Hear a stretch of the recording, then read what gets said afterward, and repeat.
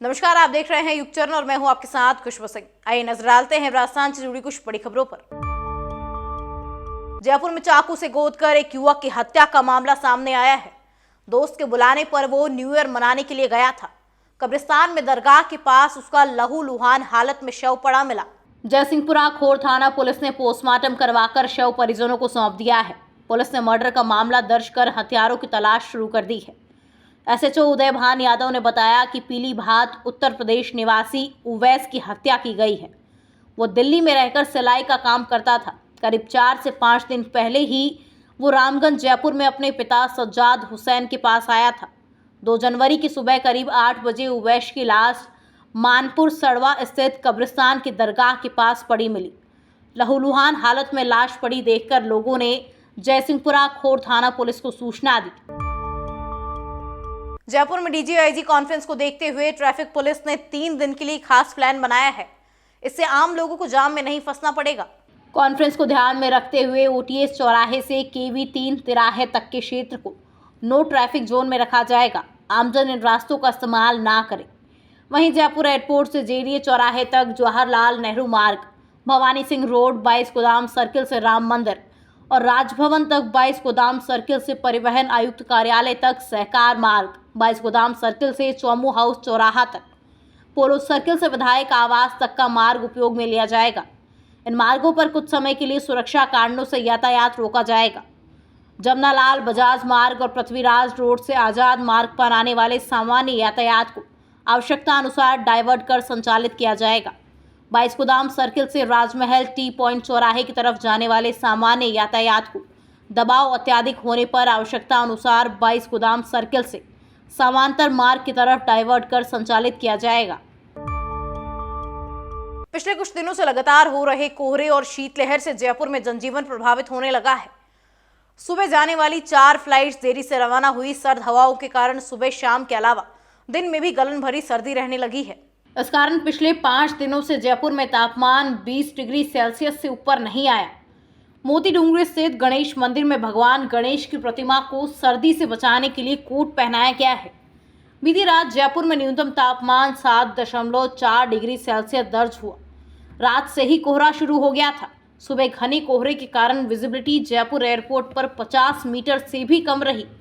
तेज सर्दी को देखते हुए मेयर ने नगर निगम अधिकारियों को रैन बसेरों में रजाई गद्दी की संख्या बढ़ाने और सर्दी से बचने के लिए सुबह शाम अलाव जलाने के निर्देश दिए हैं, ताकि यहां आने वाले बेघर लोगों को इस कड़ाके की सर्दी में परेशान ना होना पड़े।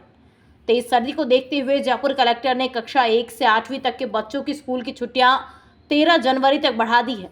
ऐसे में अब इन क्लास के बच्चों को 16 जनवरी को स्कूल जाना पड़ेगा। 14 को रविवार और 15 जनवरी को मकर संक्रांति का अवकाश होने के कारण अब बच्चे 16 जनवरी को ही स्कूल जा पाएंगे। प्रधानमंत्री नरेंद्र मोदी आज से 3 दिन तक प्रदेश राजधानी जयपुर में रहेंगे। पीएम मोदी के राजस्थान दौरे पर भोजन की खास व्यवस्था की गई है। इसके लिए विशेष मेन्यू भी तैयार किया गया है, जिसमें राजस्थानी व्यंजन को शामिल किया गया है। कार्यालय में विधायकों और प्रदेश पदाधिकारियों की बैठक के बाद पीएम मोदी वहीं भोजन भी कर सकते हैं। सूत्रों के मुताबिक मेन्यू में बाजरा, बैजड़ की रोटी और मक्के की रोटी, बाजरे की खिचड़ी, केरसांगरी की सब्जी, सरसों का साग, गट्टे की सब्जी, संतरे और धनिए की एक विशेष सब्जी भी शामिल है। मिठाई में मालपुआ और गाजर का हलवा परोसा जाएगा। सामान्य भोजन के निर्देश मिलने के बाद पार्टी में मेन्यू में 4 की जगह सिर्फ 2 मिठाइयाँ रखी गई। 150 लोगों के लिए खाना तैयार किया जा रहा है। प्रधानमंत्री नरेंद्र मोदी 5 जनवरी को दिल्ली से 4:30 बजे रवाना होंगे। उनका विमान शाम को 5:30 बजे जयपुर लैंड करेगा। जयपुर एयरपोर्ट से पीएम सीधा राजस्थान इंटरनेशनल सेंटर पहुंचेंगे। रात 9 बजे तक पीएम कार्यक्रम में मौजूद रहेंगे। रात 9:30 बजे पीएम राजभवन पहुंच जाएंगे, जहां पर रात को विश्राम करेंगे। 6 जनवरी को पीएम सुबह 8 बजे राजभवन से राजस्थान इंटरनेशनल सेंटर के लिए रवाना हो जाएंगे। 8:15 पर वो सेंटर में पहुंच जाएंगे। रात 8 बजे तक मोदी सेंटर में ही डीजीआईजी के साथ कॉन्फ्रेंस में मौजूद रहेंगे। 7 जनवरी को पीएम सुबह 8 बजे फिर कार्यक्रम में मौजूद होने के लिए सेंटर पहुंचेंगे। अधिकारियों के साथ मीटिंग के बाद 4:30 बजे वो दिल्ली के लिए रवाना हो जाएंगे। राजस्थान के श्रीगंगानगर जिले की करणपुर विधानसभा सीट के लिए मतदान शुक्रवार सुबह 7 बजे शुरू हो गया है। श्रीगंगानगर जिले की करणपुर विधानसभा सीट पर कांग्रेस पार्टी के प्रत्याशी गुरमीत सिंह कुन्नर के निधन के कारण चुनाव रद्द हो गए थे। जिसके बाद चुनावी नतीजे सामने आने के बाद करणपुर में चुनाव के लिए आज यानी 5 जनवरी की तारीख तय की गई थी। 12 उम्मीदवार चुनावी मैदान में अपनी किस्मत आजमा रहे हैं। कांग्रेस ने इस सीट से कुन्नर के बेटे रुपिंदर सिंह को इस सीट से मैदान में उतारा है। मालूम हो कि चुनाव परिणाम 8 जनवरी को घोषित किए जाएंगे।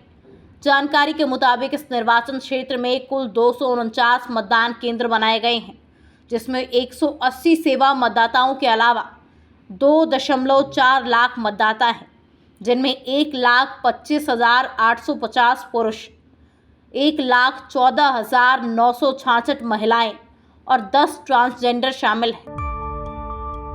तमाम खबरों को देखने के लिए बने रहिए हमारे साथ युग चरण पर। तब तक के लिए नमस्कार।